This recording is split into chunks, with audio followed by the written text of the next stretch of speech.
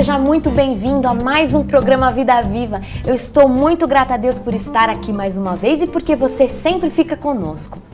Você sente muitas dores? Todo dia sente dor? Especialmente você que é mulher. Durante muitos anos aconteceu de sentir dor, reclamar. Às vezes as pessoas acham até que você não está falando muito sério. Nossa, todo dia reclama de dor? Pois saiba que isso pode não ser só frescura, isso pode ter um nome.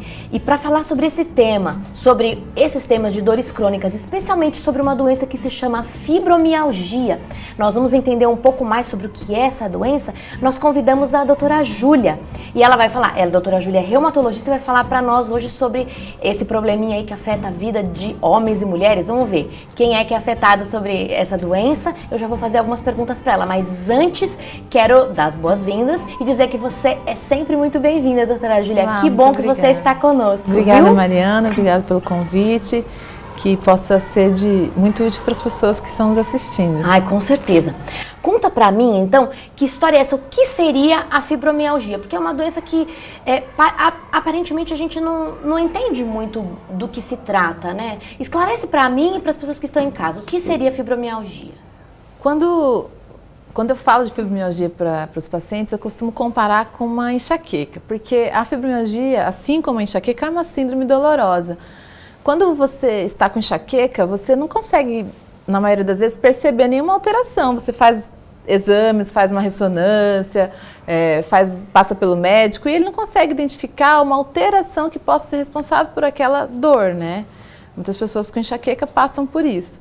E eu costumo dizer que a fibromialgia é como se fosse isso, mas é no corpo todo. Então é uma síndrome dolorosa, assim como a enxaqueca, mas é no corpo todo. Então afeta o seu sistema locomotor, né? Os braços, os membros inferiores, todo o seu aparelho músculo-esquelético, que nós chamamos, suas articulações, músculos. Então essa é uma dor que se espalha pelo corpo. As pessoas costumam referir que sentem dor do fio de cabelo à unha do pé. Dói o corpo inteiro? Geralmente sim. Tá, então a gente vai falar mais um pouquinho sobre os sintomas daqui a pouco. O que eu quero te perguntar agora, isso é muito frequente? Então, a frequência ela varia é uma incidência de 0,7% a 5% da população mundial. No Brasil, estima-se em torno de 2,5% de pessoas acometidas. Então, é uma prevalência muito grande. É bastante, né? Muitas pessoas sofrem, né? E por ser um quadro crônico, ela causa muito sofrimento, uma perda da qualidade de vida das pessoas, né? Então, ela tem um impacto muito grande na sociedade. Por causa disso, falta ao trabalho, né? Desestruturação da própria família, pela questão ali do lidar com a dor, né? É uma doença com um impacto social muito grande. E diz pra mim, existe diferença entre adultos, crianças? Qual a idade de aparecimento? Como é que é essa questão assim? Qual é o paciente em que a gente pode suspeitar de fibromialgia?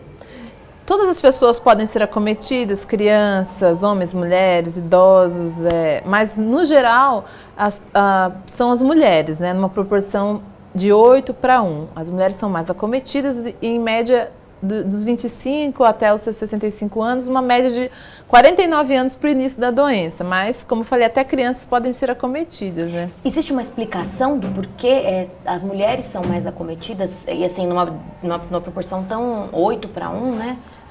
Ainda não se sabe ao certo, às vezes pensa-se na questão hormonal, né?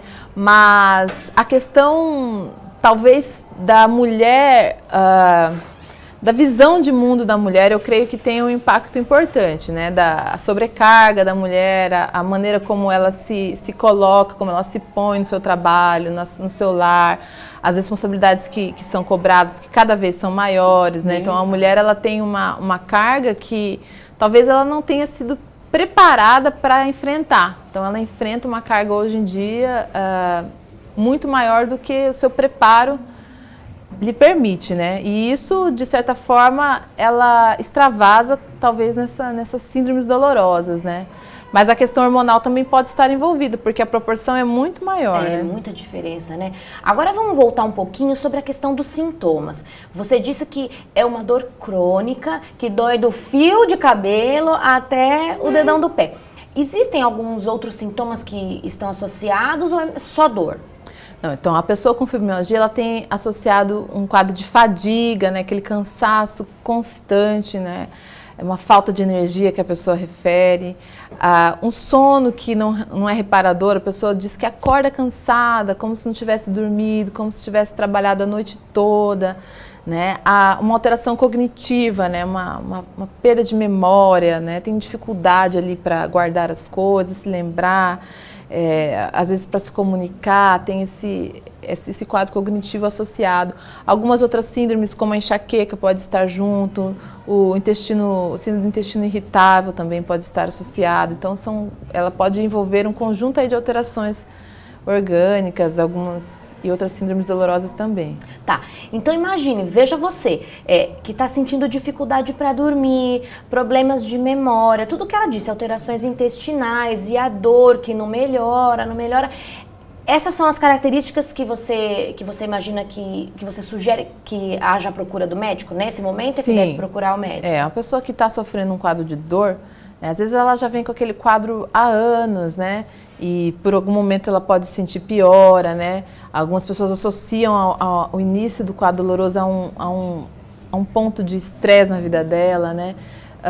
Pode ter essa piora. Algumas pessoas vêm desde a infância sentindo síndromes de dor e aí vão se adaptando de certa forma, mas essas pessoas elas sofrem muito. Então elas devem procurar quadro de dor, quadro de fadiga. Algumas pessoas sentem mais fadiga do que dor, né? Daí tem que fazer um diagnóstico diferencial com a síndrome de fadiga mesmo, né? Crônica. E pessoas com alterações de sono, né? Também devem procurar o médico para poder restabelecer a sua qualidade de vida, né? É claro. E outra pergunta que eu quero te fazer. Como é o diagnóstico? Tá bom, ela procurou o médico, sinto muita dor, muito cansaço, tem alteração intestinal, o sono que não é reparador. Que exames você vai pedir para essa paciente? A principal importância de realizarmos exames no caso de pessoas com esses sintomas é para excluir outras patologias que podem também cursar com uma dor generalizada, né? Nós devemos excluir disfunções na tireoide, né? Outras doenças reumatológicas, né? Uma pessoa com lúpus eritematoso pode começar com um quadro de dor. Há pessoas com artrite reumatoide, com síndrome de Sjögren, também podem ter ou início dos sintomas ou mesmo estar associado, né? Então, pessoas com neuropatias também podem apresentar esses sintomas de dor. Então, há pessoas com doenças oncológicas. Então, é necessário que se realize alguns exames para afastar outras doenças, principalmente os exames mais básicos, né? Mamograma, bioquímica, função tiroidiana, né? E aí, de acordo com as queixas do paciente, um interrogatório que é realizado todos os aparelhos da pessoa, pode-se identificar alguma outra alteração que possa ser responsável pela dor, ou se trata apenas de um quadro de dor isolada, que aí a alteração não vai apresentar nenhum exame. Então, a pessoa com fibromialgia, às vezes ela se sente frustrada porque sente tanta dor e faz um monte de exames e vem tudo normal. Então, isso já deve ter ser explicado para ela, que quando a gente pede os exames, já se espera que eles venham normais. Por isso é que a gente imagina que tem muito impacto na questão familiar, né? Porque às vezes a gente quer achar alguma coisa, né? Fala, olha, eu tenho muita dor, mas olha, meu raio-x está alterado, meu ultrassom está alterado, o meu exame de sangue. E aí você chega lá e nada está alterado, a família começa a achar, eu acho que essa pessoa, essa mulher tá com depressão, tá com algum problema, não é verdade? Uhum. E começa a achar, isso aí é frescura. E às vezes a mulher é mal interpretada e começa a levar um maior sofrimento até, né? Isso, então, a pessoa ela tem que, primeiro assim, as alterações, elas não são identificadas pelos exames disponíveis, né? Os exames que poderiam identificar essas alterações são realizados apenas em nível de estudos, né? Entendi. Em universidades. Talvez até existam exames de imagem, né? Ressonância funcional. Você já consegue identificar que existe sim alterações no sistema nervoso central, no cérebro, no processar da resposta dolorosa, né? Então, no processamento dessa resposta, existe um aumento de substância P, que é um neurotransmissor também associado a quadros dolorosos, também no líquor dessas pessoas. Então, existe sim alteração, só que nos exames que nós realizamos, não aparecem. E esses exames, eles são importantes ainda assim serem realizados para como eu disse, excluir outras patologias. Então, essa questão é importante para a pessoa não se sentir frustrada e entender, porque às vezes, qual que é a maior dificuldade? O paciente, ele quer encontrar uma alteração nesses exames. E ele se sente frustrado quando esses exames vêm normais e acha que o médico não está valorizando a doença dele. E a fibromialgia, ela tem uma dificuldade de ser aceita, inclusive pelo paciente. Com certeza. Porque ele não, é um diagnóstico que ele não quer aceitar, né? Porque justamente não é palpável, né?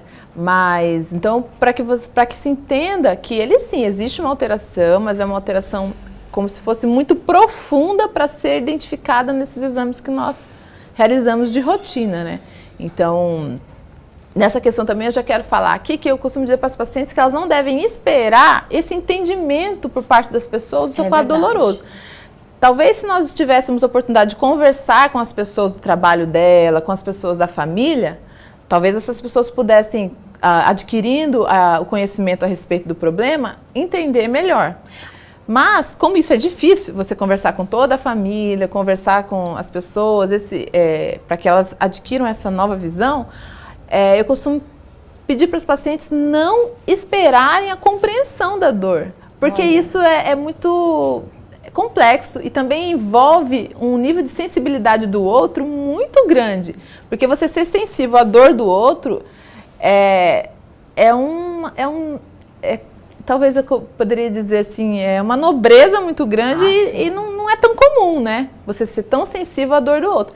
Então é melhor que ela já se prepare. Se prepare para enfrentar isso e não esperar essa compreensão, às vezes até acostumar, em vez de estar toda hora se expressando a sua dor, porque a gente tem esse costume mesmo, né? Você está sentindo uma dor, está doendo aqui, tô com uma dor aqui, ou às vezes alguém te pede para fazer alguma coisa, não, mas eu tô com muita dor. Então você assim, talvez, e aí que entra uma das questões do tratamento, que é a terapia cognitivo-comportamental, vai ajudar a pessoa a lidar com isso, a lidar com essa visão da dor que ela mesma tem, o preconceito que ela mesma tem, sabe, que ela mesma tem, e lidar com a resposta das outras pessoas à dor dela, as limitações que ela tem, entendeu? Puxa, que interessante. Guarda esse negócio aí do tratamento que a gente vai voltar a falar sobre isso daqui a pouquinho. E você está assistindo ao programa Vida Viva. O programa de hoje tem como tema fibromialgia e a nossa entrevistada é a doutora Júlia Vilegas, reumatologista. Tá muito interessante. E antes que eu continue fazendo as perguntas sobre tratamento, e você já vai entender mais um pouco sobre fibromialgia,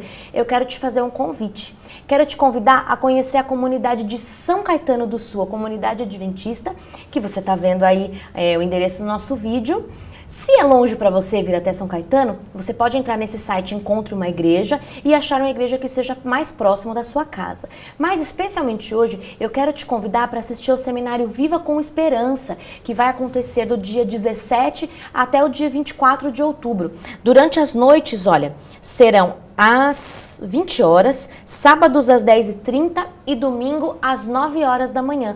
Você é nosso convidado especial para falar sobre esperança, porque temas como esse, criação de filhos, relações de trabalho, saúde, bem-estar, tudo isso é o que a gente fala aqui na nossa comunidade, porque a gente deseja que você viva melhor no seu trabalho, com a sua família, com seus amigos, com seu cônjuge, com seus filhos. Então a gente espera você, mas muito mais do que isso, a gente deseja que você aprenda mais sobre o nosso Deus.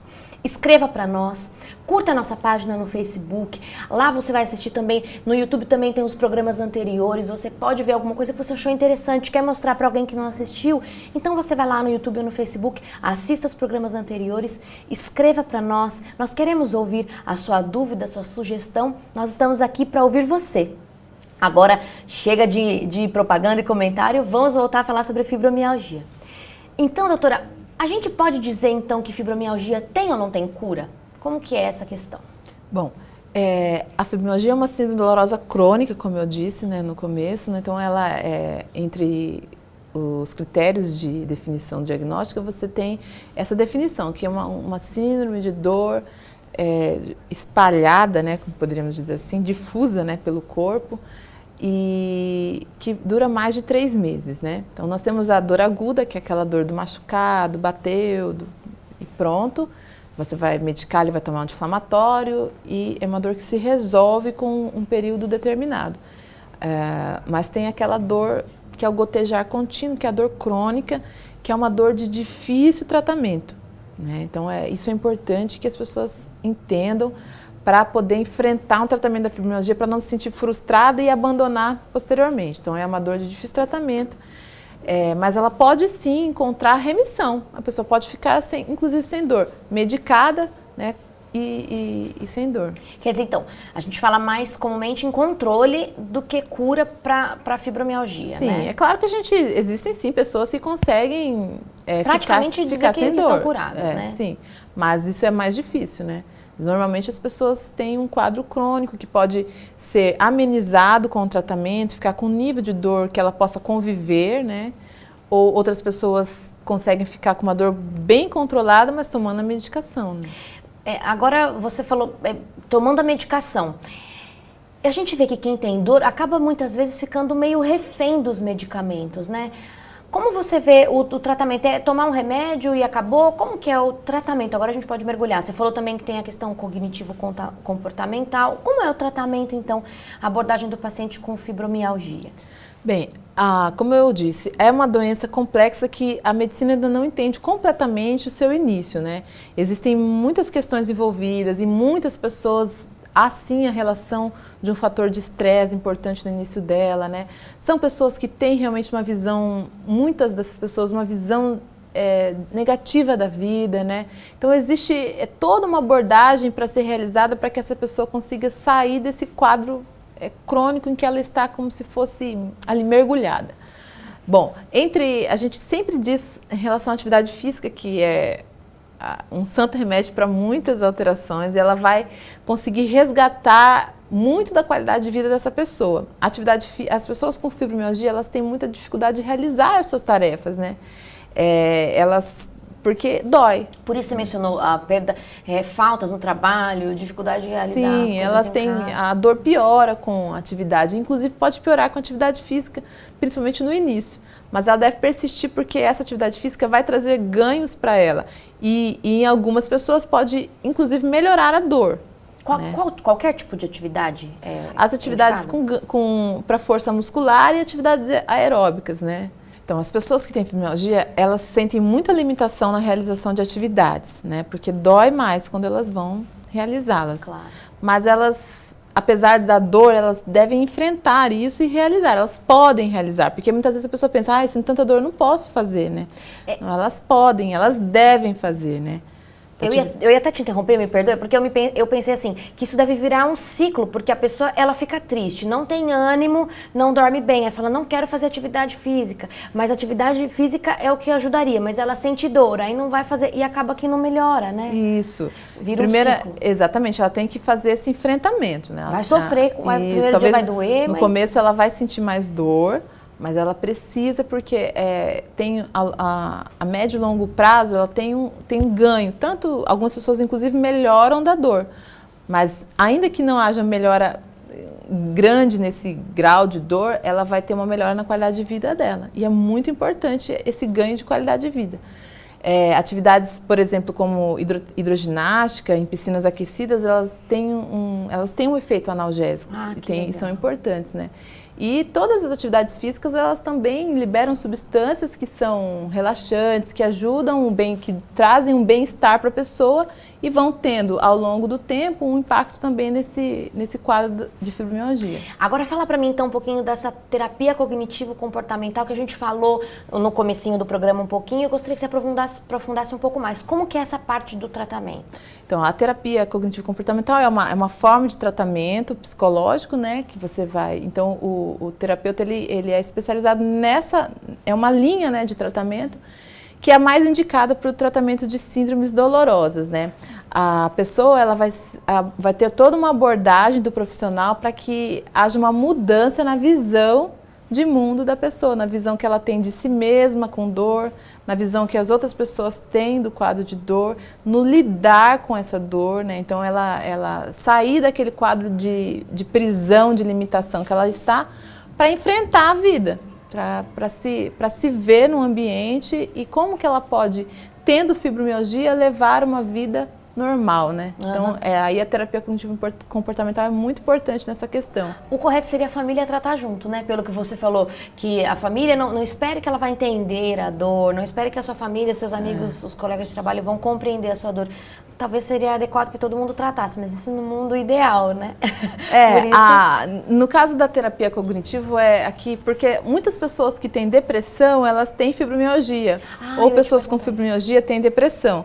Mas essa terapia especificamente não é para você tratar da depressão e melhorar da fibromialgia, não, é para você tratar a dor, entre aspas, né? É um tratamento do lidar com a dor, para você, isso ajuda a melhorar a dor. Então, ainda que você não tenha melhora do seu humor, né, no caso de pessoas com depressão, você pode ter melhora da dor. É o caso do tratamento medicamentoso também, né, porque o tratamento medicamentoso, ele envolve alguns antidepressivos, mas eles não pelo efeito antidepressivo, mas pelo efeito na dor, né? Então, não é que a pessoa, se você melhorar da sua depressão, você vai sarar da sua dor. É claro que existe uma relação, a relação mente e corpo, ela é um fato, né? A relação, então, na prática, todas as pessoas percebem e a ciência já comprovou. Existe uma relação entre a mente e o corpo. Então, claro que existe uma relação entre o seu humor e o seu quadro doloroso. Mas só que ela não é, assim, necessariamente ligada. Então, às vezes, você pode ter o tratamento, os antidepressivos que são usados no tratamento para fibromialgia, como os antidepressivos tricíclicos, os inibidores seletivos da recaptação da serotonina e noradrenalina, né, como a duloxetina. Eles atuam na sua dor, ainda que não atuem, pode não ser o melhor antidepressivo para o seu humor, mas atuam na dor. Então, existe essa relação, não necessariamente estão ligados, né? Maravilha. Agora a nossa entrevista está chegando ao fim. Eu queria que você deixasse para quem está em casa uma mensagem, aquilo que você achou mais importante, conversa com quem está nos ouvindo, deixa um recadinho para eles. Eu creio que o mais importante é a pessoa buscar uma ajuda e acreditar que que através de um tratamento, através da persistência dela, né, nesse tratamento, ela pode mudar o seu ambiente, mudar a sua situação, né? E ter esperança nisso, né? Acho que você sim vai ser medicada, vai poder aprender a lidar com essa dor, aprender a lidar com a sua resposta à dor, a resposta das pessoas ao seu redor à dor e ter um alívio. Né, você pode sim ter uma vida mais feliz, mesmo tendo esse problema de fibromialgia. Muito obrigada, doutora Júlia, pelas informações, pelas contribuições. Com certeza ajudou a muita gente que nos assiste, que está nos ouvindo e nos vendo. No dia de hoje a gente quer convidar você a estar outras vezes aqui conosco, viu? Sim, eu que agradeço o convite e espero ter contribuído. Com certeza. E agora eu quero falar com você, porque enquanto a doutora Júlia estava falando, eu me lembrei de um texto da Bíblia que está em Provérbios 17, 22, e diz assim: o coração alegre serve de bom remédio, mas o espírito abatido faz secar os ossos. Você vê como a Bíblia é completa, fala até de doença reumatológica? Na verdade, o viver de maneira... Ela falou bastante aqui sobre fibromialgia. O viver de maneira bem disposta, feliz, apesar dos problemas, tentando superar a dor, tentando superar as dificuldades, faz com que a gente viva melhor, viva sem dor. E, na verdade, é por isso que a gente está aqui. A gente está aqui para te fazer o convite de vir conhecer a nossa comunidade, vir estar conosco, lembrando que o nosso desejo é que você tenha mais qualidade de vida, que você viva feliz com a sua família e com os seus amigos, e que você possa aplicar as coisas que a gente aprende aqui. Venha nos conhecer, a gente está esperando por você. Fique agora com uma mensagem espiritual que foi totalmente preparada com muito carinho para você.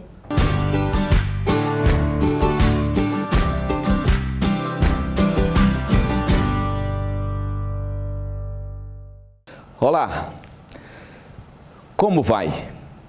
Tudo bem aí com a família? Tudo bem com a vida de um modo geral ou não está bem? Quem conhece isso tudo com profundo conhecimento de causa é o nosso Deus. Portanto, saiba que Ele tem consciência das nossas alegrias e também de nossas dificuldades. Quero agradecer a Mariana por mais esse momento de tantas informações úteis para a nossa vida. Temos falado um pouco aqui sobre a história de Zaqueu. Talvez você não tenha familiaridade com a história de Zaqueu, mas foi uma história que aconteceu no ano 31, envolvendo a pessoa de Cristo. está no capítulo 19 do livro de Lucas, Evangelho de São Lucas, aqui na Bíblia, de onde derivam essas mensagens que nós estamos trazendo. Zaqueu subiu numa árvore para ver Cristo. Cristo chegou e disse: desça. Isso significa um comando, é uma ordem. Desça para a intimidade da vida. Sabe o que aconteceu? Aqui diz assim: e Zaqueu desceu a toda pressa e o recebeu gostoso. Jesus disse: desça depressa, e ele desceu depressa. Quando essas duas pressas, elas se encontram, aí houve o maior encontro que um ser humano pode desejar, almejar na sua vida. Quando se trata de salvar vida, todo mundo tem pressa, já percebeu? Se está na rua, vê aquela sirene das ambulâncias, todo mundo vai abrindo espaço para que a ambulância passe. Quando se trata de salvar vida, temos pressa. O Senhor Jesus sabia da ansiedade de Zaqueu, da ânsia, do desejo dele por vê-lo, por conhecê-lo. Então ele para e diz: venha, venha. O que se passa no seu coração quanto a ansiedades espirituais? Olha, o século XXI foi inaugurado com uma tremenda corrida pelas coisas espirituais. As pessoas hoje sabem que não é nem um bom cartão de visita dizer eu sou cético, descrente. A espiritualidade está no ar. Cristo entra para satisfazer como ninguém e como nada, como nenhuma corrente de pensamento, os anseios. Só que é preciso ter pressa.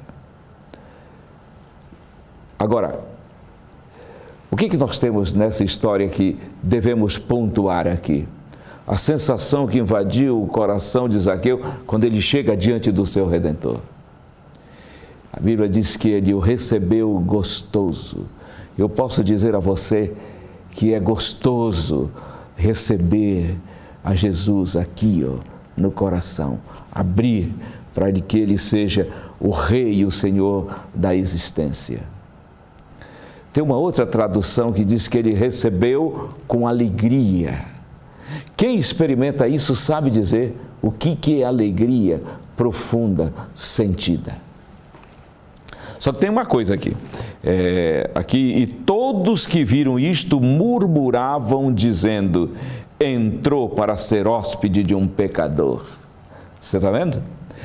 Essa multidão que estava impedindo que Zaqueu visse a Cristo, agora se escandaliza, porque Jesus entra ou vai até a casa de Zaqueu, ou dá atenção para Zaqueu.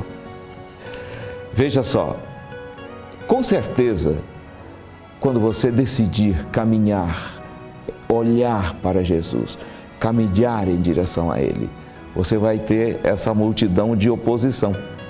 Ela pode ser pessoas muito próximas de você. A verdade é que quando nós estamos sob a ordem do Senhor Jesus, quando nós descobrimos que a ordem é dele, os opositores perdem para nós toda a influência. Descemos da existência nossa, da árvore da nossa vida, para nos familiarizarmos com Ele.